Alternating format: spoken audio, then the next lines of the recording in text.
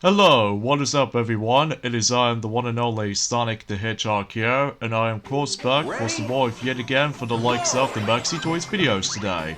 Ladies and gentlemen, welcome back for some more of Let's Play of Super Monkey Ball Banana Blitz, specifically Super Monkey Ball Banana Blitz HD, Sonic's playthrough for the PlayStation 4, Xbox One, PC Steam, and of course Nintendo Switch. So, last time, I believe, we actually did manage to tackle through World 1, World 2, World 3, World 4, and World 5. So this means we have done 5 worlds in the first part. And I was like, that was actually kind of successful by that point. Even though despite the fact that most of those levels every now and then is actually going to be a little bit slightly shorter than the forms of how it does it from the original game.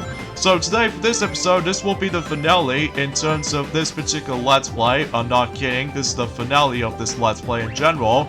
That will have to be by the forms of we're about to be hit on to the 6th world, and possibly we'll go all the way to World 10. So, in this case though, that we're about to be hit on to the forms of, in my honest opinion, one of my least favorite worlds in this game. In this case, the most boring world in this game, and that will have to be, Corporate Cavern, and, well, Corporate Caverns as far as I like to say, because, hey, at least the name is lived up to its name, because, yeah, the level design around here just feels a bit more, well, as you can tell on the 3rd level, is that it feels kind of slow at points, which as a result, that we have to get a lot of usage on these little, spinning wheels and all that stuff in order to progress, so yeah, that's not much else I can say about this, honestly. So, and the musical track on this world, this time around, it was actually based off from Super Monkey Ball 2. That's what appears to be based off from Monkey Boat in Expert Track. Even though, despite the fact that I barely played, you know, Monkey Boat, because, it is kind of tough for me to be able to play that minigame on the course of Super Monkey Ball 2 and Super Monkey Ball Deluxe, if you want to count that. But honestly, because of the controls might take a while to get used to sometimes for that particular point worth noting for. So, and also I just realized something is the fact that they no longer have these little safety walls this time around, which makes things a little bit more, well, how do I put this? A little bit trickier than the forms of how it does in the original game. So, I'm guessing there might be some consumption for able to increase the difficulty for a slight small extent. And I'm probably not going to bother to able to actually grab those glowing rings, because otherwise I'll just risk myself. So, but I digress.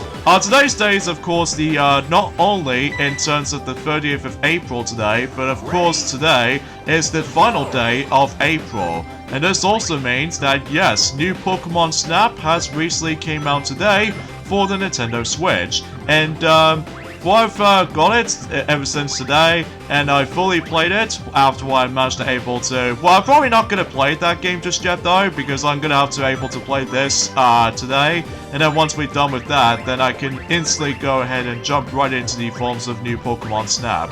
And for what I've noticed on the actual reviews, scores-wise, in terms of new Pokemon Snap so far, they just managed to able to receive very, very good reviews. Like, specifically, one from IGN gives it like an 8 out of 10. GameSpot gives it like also an 8 out of 10. Game Informer, or yeah, Informer, got 8.5 out of 10.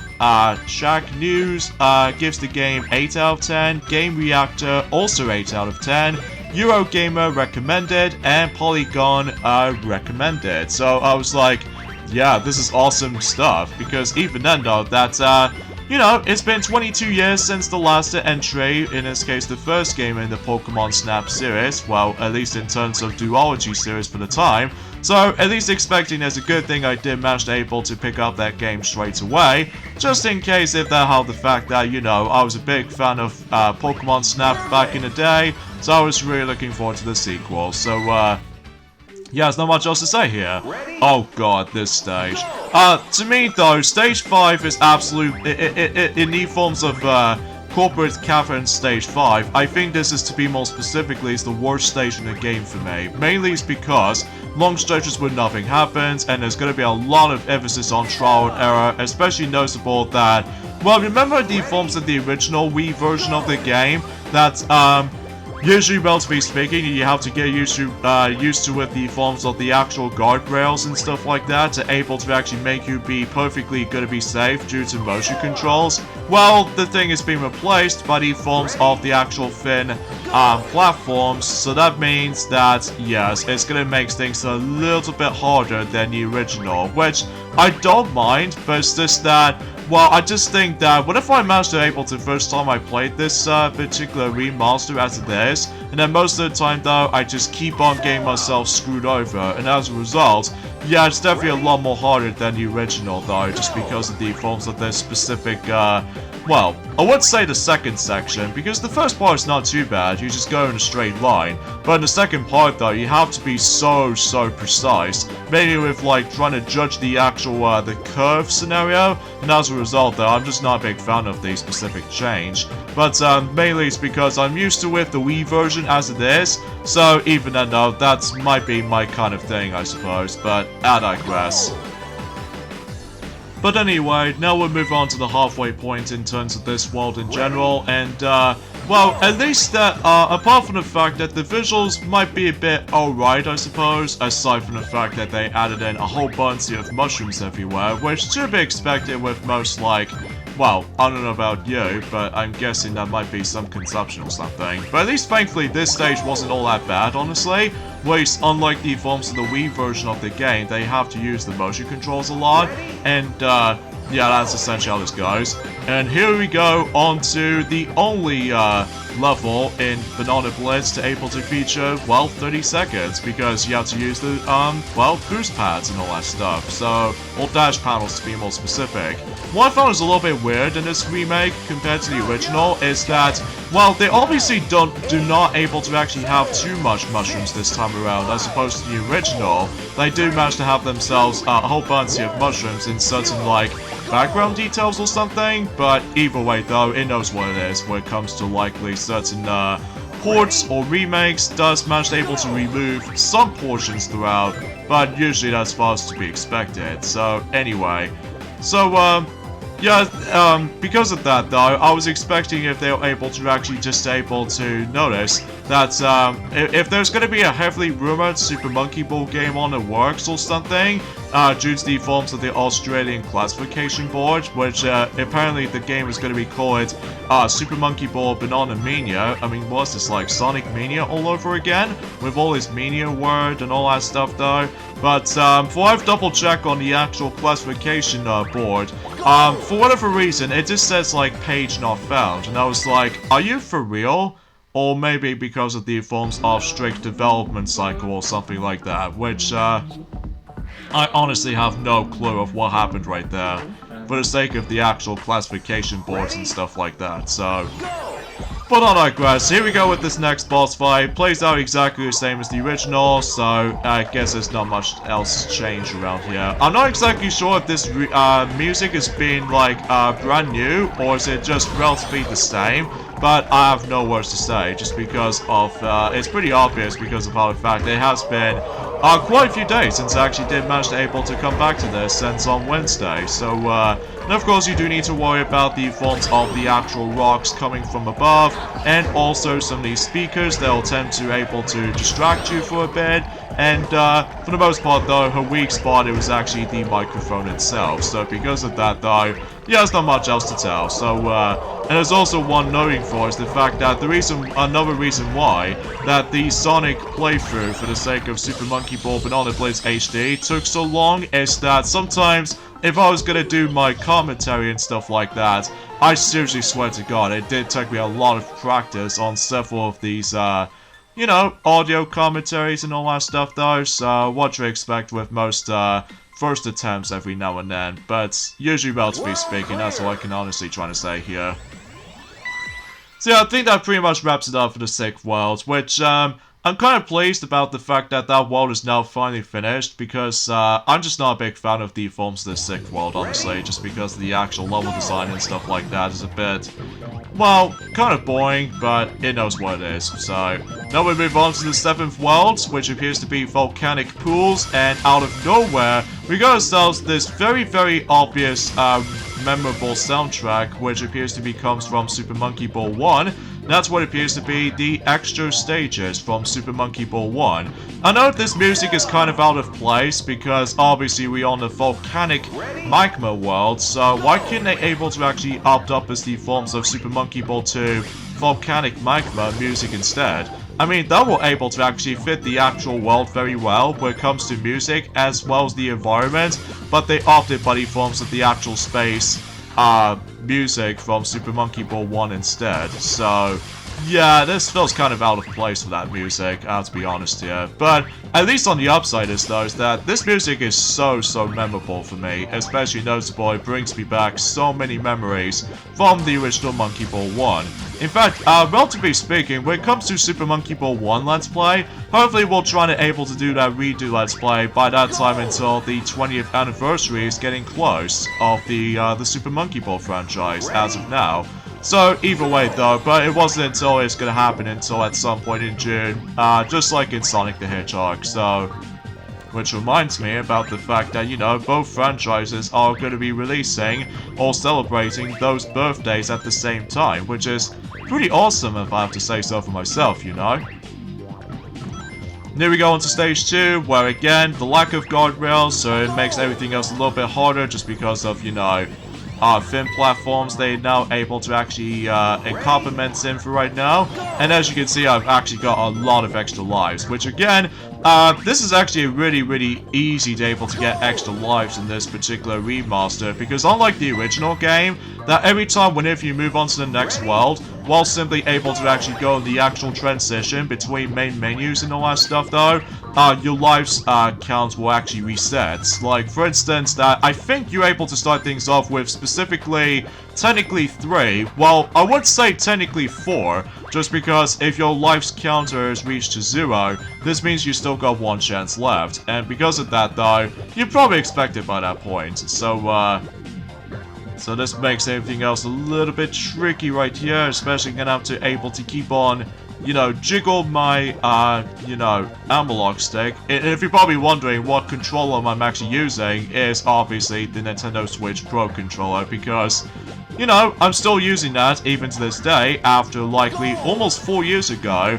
after I managed able to purchase myself Super Mario Odyssey that time. Now I still managed able to actually found no issues with my Pro controller so far, aside from those couple of fingerprints and all that stuff though. But apart from those aside things though, my Switch Pro controller, it still works even to this day. No drifting whatsoever, which is great news, especially because, you know, unlike the regular Joy-Cons, they just managed able to get a lot of emphasis on, well, analog stick drifting thing, which becomes a little bit of a problematic, so... But you know, you get the suggestions by that point, so... Oh gosh, this makes this level a bit tricky, because now these green platforms are now slightly thinner than the forms of how it does in the original version, because normally in the original version of the game, basically the actual size of those platforms are quite normal. But at least that it gets a bit tricky and difficult as you progress, you see, so which should be expected with most progressions nowadays, even for a Super Monkey Ball player like I am, but you know, you get the suggestions by this point, so... And I suppose another thing I should probably explain about this too is that obviously since that recently yesterday that Maxi he's now finally finished up his Let's Play of the final Sonic Events game trilogy, which is of course Sonic Events 3. So I suppose we're pretty much done with the rest of the Sonic Events trilogy of Let's Plays. Although the next thing we'll probably go head off to is of course the Sonic Rush trilogy. I know you guys are probably gonna say, wait, there's Sonic Rush and Rush Adventure. Which one's the third one? And I say, Sonic Colors? And I was like, no, the DS version. Because obviously the DS version managed to hand out exactly the same gameplay aspect as the new forms of Sonic Rush and Sonic Rush Adventure. But I'm not ready for the Sonic Rush trilogy yet. mainly because I need to do my test recording session on, well, let's just say on the emulator, but if it does attempt to lag a bit, most notably because on the 3D kind of perspective or something, then I'm also able to actually just try to figure things out, because otherwise, I'm probably not gonna able to actually just delete the file and just try to restart everything all over again, because that will be kind of tedious, especially noticeable in some levels like, you know, altitude limit zone, for instance. Basically, that zone has filled to the brim with bottomless pits and dual die situations, which because of that though, yeah, there's gonna be a lot of emphasis on that, so... Now, I'm quite surprised that we actually briefly went for the forms of volcanic pools in the quickest time possible, as you can see on screen. I have no idea why, but I'm guessing I just managed to able to did volcanic pools just fine, unlike the forms of how it does it on the 6th world that I sometimes always have a hard time due to the forms of the 5th stage, which because of the forms of some specific changes here. So either way though, things get a little bit more relative at that point. And also, I suppose I realized is the fact that we've pretty much almost done with this particular some sort of playthrough of Banana Blitz HD, but in the Sonic's playthrough, because either way though, I know some people might find this a bit tricky and difficult when it comes to certain levels, but usually for me though, I always find these levels to be not that much of a problem, because after all, that you probably already noticed I've already done the original Wii version of the game, so expecting it to believe about the fact that we can able to expect this much, to able to have not much difficult or frustration here and there. Well, some level exceptions due to some changes and even the entire level itself or something like that, but you get the idea.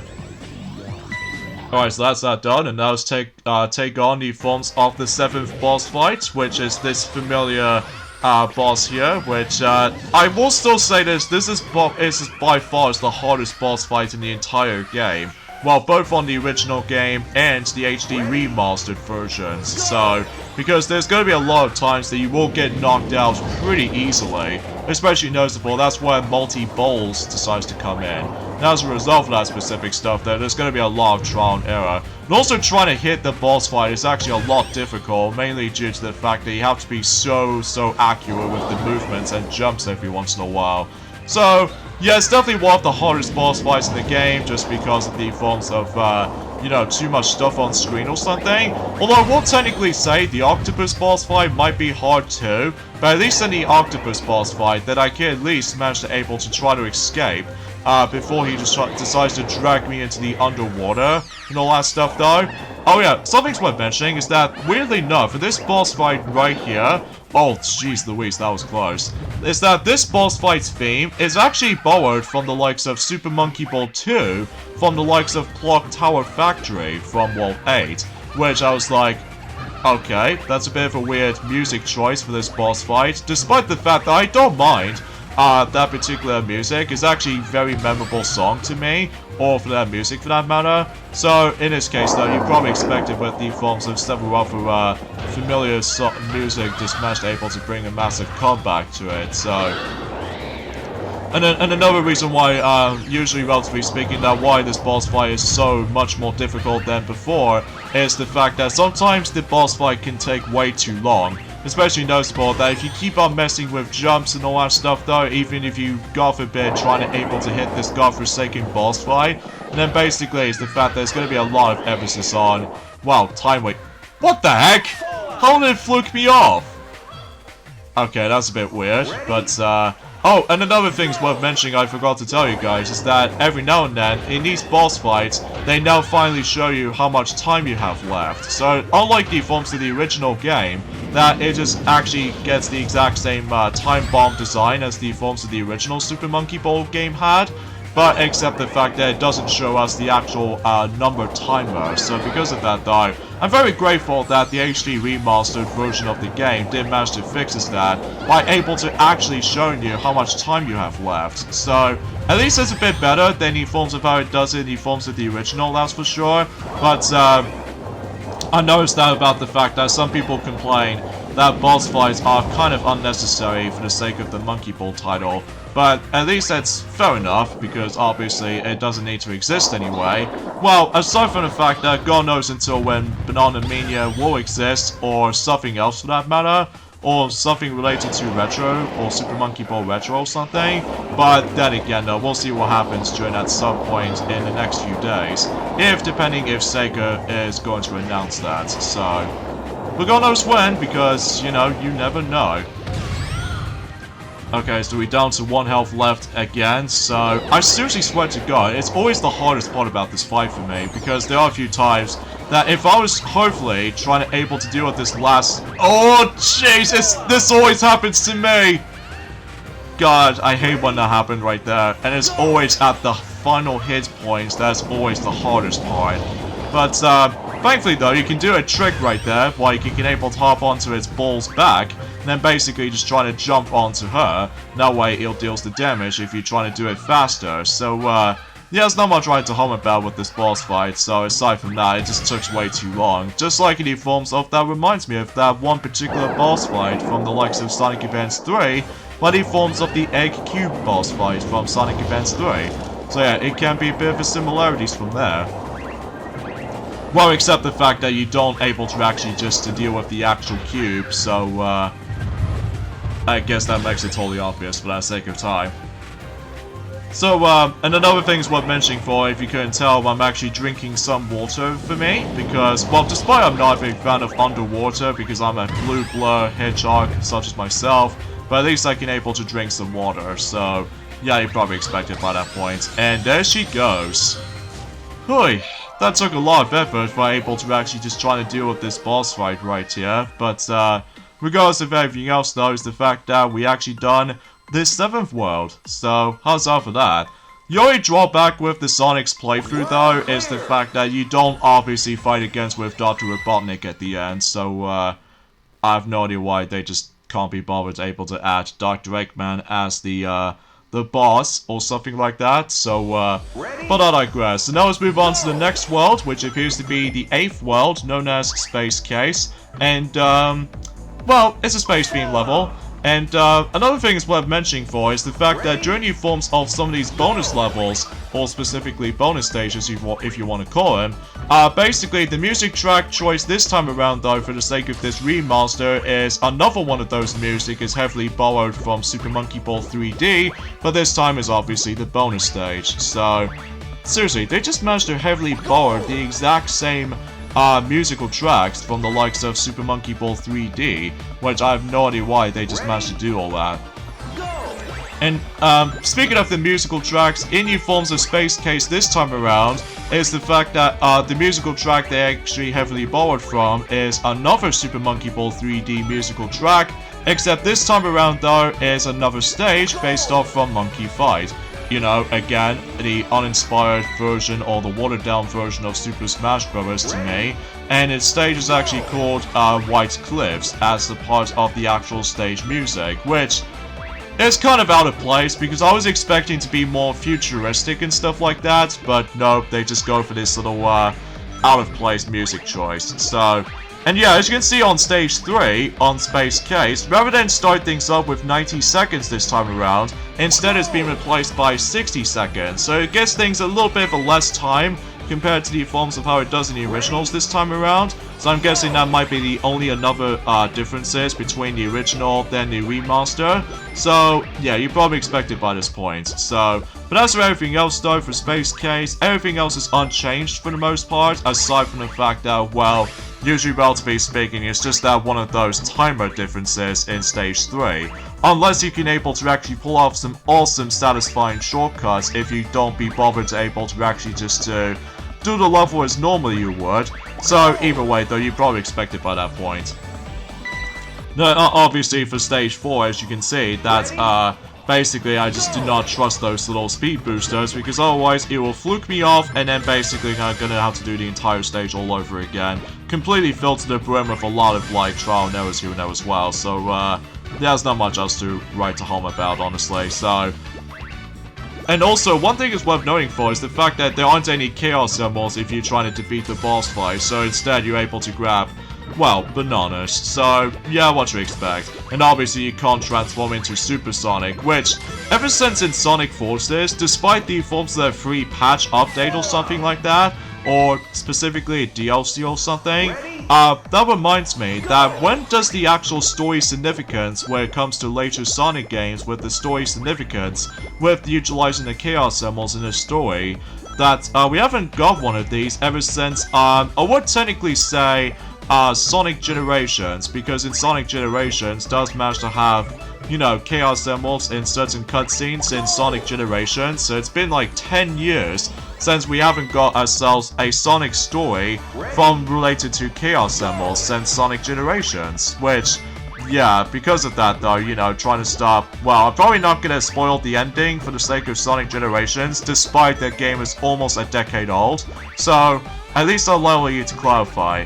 Basically, they were trying to stop the Time Eater while Dr. Eggman and Dr. Robotnik managed to able to take control of the forms of the Time Eater, and probably entering into the worst final boss in any 3D Sonic game history, just because of how tedious that boss fight can be.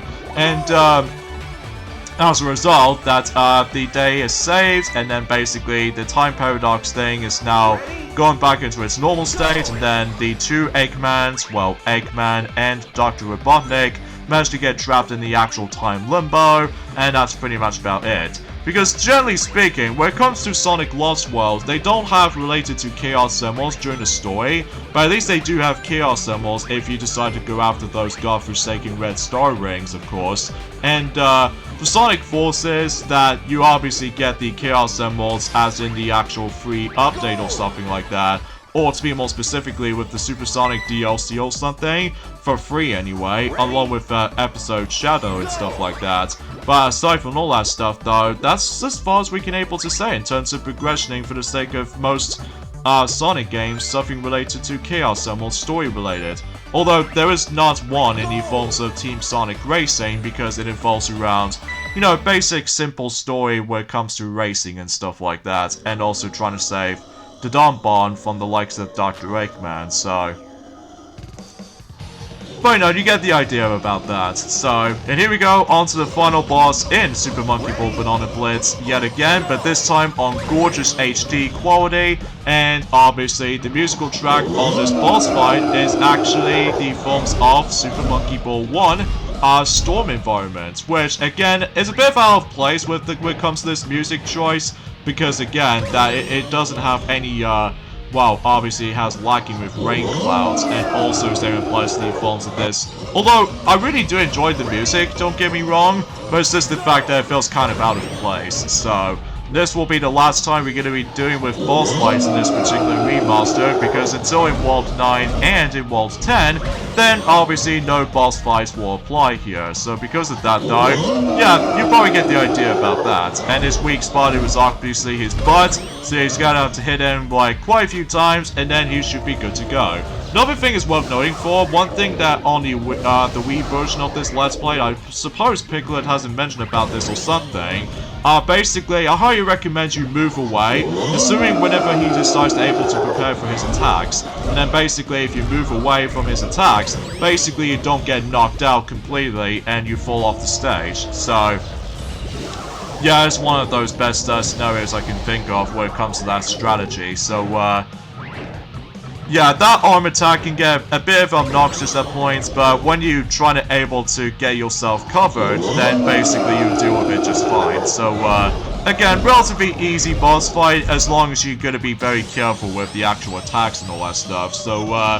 and there we go. That's all the boss fights in terms of Super Monkey Ball Banana Blitz HD has to offer. So, at least despite the fact that they plays out exactly the same, so no differences from there aside from graphical overhaul. So, although the object of this particular story mode as you apply for is that you obviously need to obtain all 8 of those golden bananas, and then basically, depending on what characters you select, basically it takes you to the exact same ending as the forms of how it does it from the original. But if you ever play as Sonic the Hedgehog during the forms of this final boss fight, we ended up playing as Ai somehow. And then basically, I could assure you, I don't know if there might be something related to likely Sonic does not make it appeared. during the forms of specific cutscenes like this, but it's just a bit of a coincidence anyway. So, yeah, at the end of the day, that the, you know, 8 golden bananas transform to the forms of that specific steering wheel, and then basically that allows II and his friends to pilot this particular banana ship. So, yeah, the ending is not much that different, aside from graphical updates and here and there, as well as this particular, you know, the new music they're able to actually add it in. So, yeah, that's pretty much how the ending works out for the sake of Banana Blitz HD. Now, if you're probably wondering why I skipped the actual credit sequence, well, I'll show off the credit sequence once we finish up the final 2 worlds. So, in this case, first off we have is, of course, World 9 Sinking Swamp. And this is where the game starts to get, well, a lot more difficult than the forms of how it does it from the previous worlds, because of the forms of more obstacles that you have to deal with, and also a lot of trial and error if you're not careful. So because of that though, thankfully, unlocking those worlds are, well, let's just say kind of simple for the most part, unlike the forms of how it does in the original version of the game. That in the original version of the game, basically you do need to be able to complete all 8 worlds without using any continues. And by the way, the second level right there does manage to still have the 20-second time limit, so you'd be probably thinking that level's actually really short, but you have to be very careful not to get bumped off all over the place. So yeah, you probably get the idea how this will turn out to be. So anywho, because unlike the original game, that you have to complete all 8 worlds without using a continue, and basically that allows you to be able to unlock Sinking Swamp. Whilst the forms, you might as well do the same thing on the World 10, but I get the feeling that in the HD remaster or something, that you're basically gonna have to go for the entire, dang it, I failed my shortcut. Oh well, no big deal, but at least I got myself plentiful of extra lives, or plenty of extra lives, so... But you know, you get the idea of how the actual, the world's unlockable system will actually turns out to be, so, but again, there's no need to worry about trying to face off against with new boss fights, because, well, we're essentially done with them, so... And as far as I'm aware, that the musical track they actually includes this time around in Sinking Swamp is actually new music, so, yeah, I guess there's not much else to say about this here, it's just all new and everything, so, even though that compared to the original game for sure, they obviously did manage to remake some of these, themes from the likes of Touch and Roll, so, yeah, you probably expect it by this point. And yeah, I do apologize if my commentary itself gets a bit slightly awkward at times, mainly because my throat is actually getting a bit dried up, which that's a good thing I did manage to bring my drink of water with me, so just in case if I was being, you know, kind of thirsty every once in a while, but despite the actual weather condition is right now for the UK at the moment, it's actually gone pretty sluggish by this point today in terms of weather conditions. But again, until when it gets to summer, that basically you're just able to actually get, you know, a lot more hotter, a lot more warmer, and most importantly, well, assuming if the actual year itself wasn't exactly normal yet, but in fact, most people seem to be able to think, possibly until 2022, they're able to actually bring the actual, the year back to its normal life or something like that, at least assuming depending on what countries they lived in or something, or... Well, I don't know exactly for surely just yet though, because it's still pretty much unknown. But let's not talk about this negativity right now, because, well, we'll just get on to the positive things to talk about, so... But I digress. So, oh yeah, and also another thing I forgot to mention is the fact that obviously there's actually a new trailer for Miitopia for the Nintendo Switch recently came out ever since, well, I would say about, let's just say 3 days ago. And because of that though, not only does it give us a brand new trailer for the 3DS ports to, well, the Nintendo Switch ports to the 3DS game, but also they managed to able to release a demo for the likes of Miitopia. In fact, let me know in the comments below for the question of the day. Have you experienced the forms of Miitopia demo yet? Or, have you managed to able to play new Pokemon Snap recently today? Because I'd like to hear your thoughts, because even then though, I am so desperately excited for, you know, new Pokemon Snap. So because of that though, I was really excited for it. And I think that's the reason why, because of, you know, beautiful visuals and a lot of, as far as I've heard from the actual reviews of the actual game, aside from the fact that the game's visuals look absolutely gorgeous, but also, get this, there's going to be a lot of replayability to the table, specifically with picture editing, and also, get this, is the fact that there's going to be a lot of repeated playthroughs for the sake of, you know, previous levels for sure. It even has tons more Pokemon out there, so expecting to be hyped, so. But you know, you get the idea for that point, so.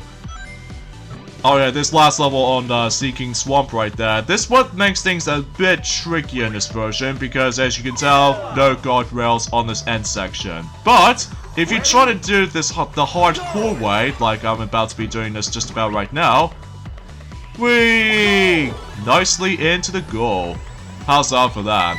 So yeah, that's pretty much about it in terms of World 9, the Seeking Swamp, and now we move on to World 10, the Diabolical World 10. Ready?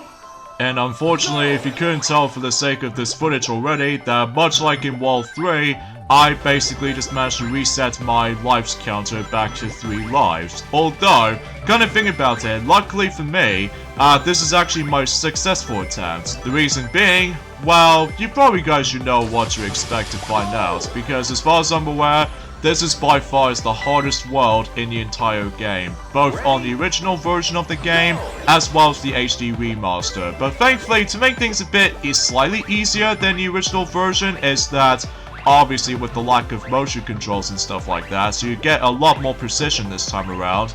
And also another thing as well, they do realize is the fact that we actually got ourselves one of those medals, which as you can see, we're actually on in progress, when it comes to the forms of one of those medals, is by the forms of a champion medal. What that means is that you can have to complete a certain world without using a single continue. But if you do, however though, you get yourselves another one of those medals which you simply just complete the main world, and that's all you really have to do.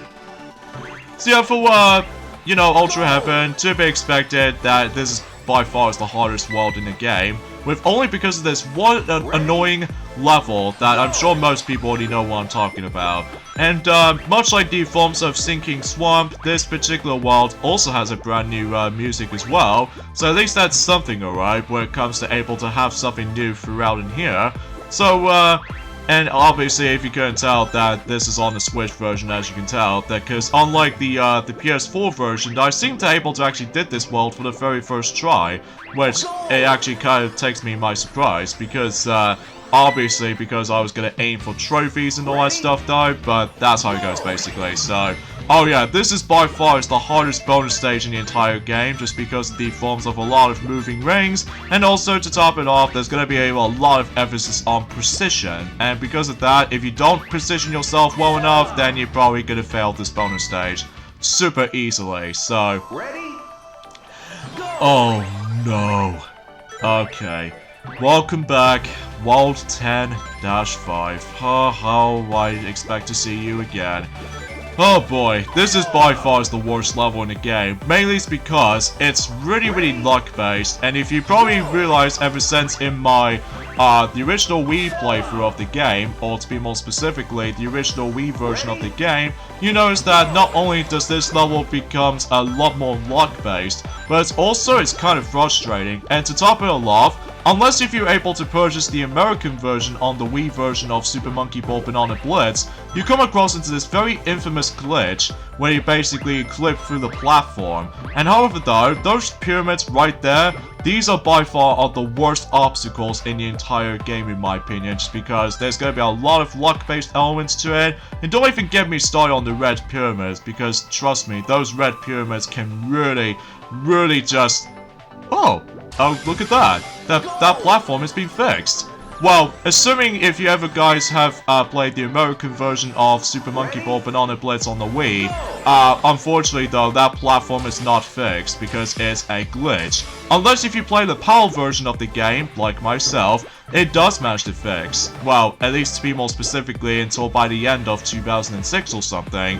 I'm not exactly sure about the Japanese version or something, even though I'm also able to double check until then, but Either way though, for those of you old American players out there, they'll be happy to able to see that platform is now fixed. So they don't need to worry about clipping through that platform ever and ever again. So at least there might be something that is worth noting for. So yeah, at least I'm happy that's been fixed. But I digress, and thank God I don't have to touch upon new forms of World 10.5 ever again, while assuming if I was trying to able to get the Xbox Series X to play the Xbox One version of the game for achievements, so... oh boy. But that'll be on my own time, so... but yeah, that's as far as I can say in terms of Ultra Heaven. Honestly guys, there's not much right to hum about, but even then though, but as far as you might as well do not know already, for this particular recording session on Ultra Heaven, this actually took me 100 attempts by able to do it successfully. Not only just to able to try to do a better performance, but also, get this, is that I'm sort of able to actually still stuck into this progression when it comes to this champion medal I have to get. And basically, every time whenever I get into the game over screen, and it tells me to able to go to continue selection, and I refuse to able to use my continue, because I want to able to get this out of the way before we move on to the forms of the next game, on not only for my own time, and also try to play Super Mario Party on online mode for the very first time actually, for any other modes aside from, you know, Mario Fun. So at least I can be able to be extremely hyped about that exponentially, so... but anyways though, we only got the last 2 levels to go until we've pretty much done with the forms of Banana Blitz HD. So as a result, yeah, you know, this Let's Play is pretty short though, as to be expected by this point. I will still not trust these little boost pads if I were you, because otherwise they will screw you up if you're not careful.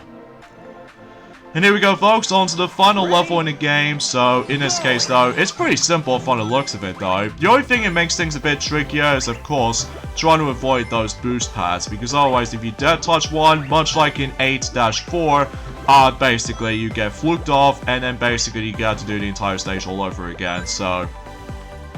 or assuming if you're able to actually get a game over on this world, and if you're trying to go for the actual champion medal again, well, good luck trying to go for the forms of this stupid luck-based level again. So, at least thankfully, again, you don't need to use motion controls, thankfully, so at least that's sure it's something, alright? But yeah, that's as far as I can say. So, yeah, let's give my final thoughts of Super Monkey Ball. Oh, jeez, that was close. I almost gonna get myself screwed over right there. And by the way, since I did manage to complete this world for the first time on the Switch version, not counting the forms of the PS4 version, is that obviously, in addition to able to unlock the final courses from the expert courses in time attack mode, but also I managed to unlock the Baby Robo outfit, which, yeah, to unlock him is by simply complete World 10, and compared to the Wii version, as someone said in the comments, you need to play through all 50 minigames, which I'm not able to actually do this by my own time, so as a result, yeah, I just want to classify that. So, anyways, my final thoughts of, well, Super Monkey Ball Banana Blitz HD, despite the fact that I did manage to play as Sonic the Hedgehog the whole way through.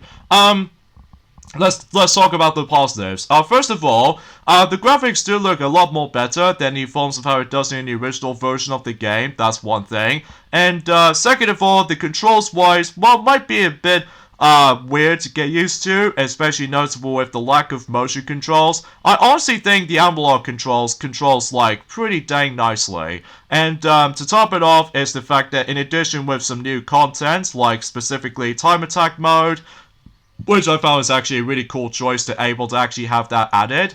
And also Decathlon mode, which is pretty much exactly like Mario Party 5, 6, 7, and 8. Well, not necessarily 8, but, you know, play for some mini-games and compete in high scores, you name the rest. So, and also another thing as well is the fact that despite most of these musics are heavily borrowed from the likes of the past Super Monkey Ball games, but at least I can able to actually enjoy some of these music from time to time, for those if I have some of my nostalgic memories from the likes of, well, let's just say the GameCube Super Monkey Ball era of games. Well, the only exception being the 3DS installment, because the 3DS installment is pretty bare bones, and it just feels kind of lacking in many areas, so... excuse me, I'm really sorry about this point, folks, but, yeah, another thing that's worth noting for is the fact that, well, the gameplay itself remains exactly the same as the original version of the game, well, aside from, you know, the lack of motion controls here and there. So, aside from all that stuff, though, and also Sonic is in this game, which is pretty awesome, all things considered. Although I will have to admit, though, right away, is that this credit sequence feels a bit, I don't know, empty and lame to me, because I was expecting to able to have more visual identity, well, just like the forms of the original version, because unlike the original version of this staff credit sequence, basically, not only does it usually shows up every time when you complete each world, you're also able to actually interact with the staff credits by aiming with the Wii remote, but that does not seem the case at all in this remaster, sadly, because all you get is just basically, it's just a static images of this silhouette II holding the bananas in both sides, and that's pretty much about it. No animations whatsoever, so it feels kind of lacking. So, but apart from those side things, though, oh yeah, there's one more thing I just wanted to mention, is that there's actually a theme song into this remaster, which apparently, the song was actually called, well, at least if I was able to research on it, it's like, Banana in Love, which I think that's what the title of the song is called anyway. So, even then, I wasn't really a big fan of this music, honestly, or the song, I should say, because it feels kind of, I don't know, well, let's just say cheesy and stuff like that, which that's probably just me anyway. But apart from those side things, though, it's there, and yeah, that's as far as I can say in terms of this remaster. There are some problems with it still, such as, for instance, like, you know, this game does have, you know, lesser amount of mini-games compared to the Wii version of the game, which does manage to kill the replayability, and also is the fact that some of these levels might be a bit harder than the original game, that's for sure, but I'm still not a big fan of World 10-5, though, because that level just still seriously sucks. But apart from those side things, though, I think this remaster is okay. I mean, you can definitely get this on the PlayStation 4, Xbox One, and PC Steam, or the forms of the Switch, or if it's not your kind of thing, because it's not your favorite Monkey Ball game out there. So, yeah, I guess that's pretty much about it. So join us next time in terms of the Super Monkey Ball Marathon of Let's Plays. We're about to be going all the way back in 2001 by tackling through Super Monkey Ball 1 for the GameCube. So I hope you guys are looking forward to this, and this is me, Sonic the Hedgehog here from the Maxi Toys, and until then, I am out of here. See you then.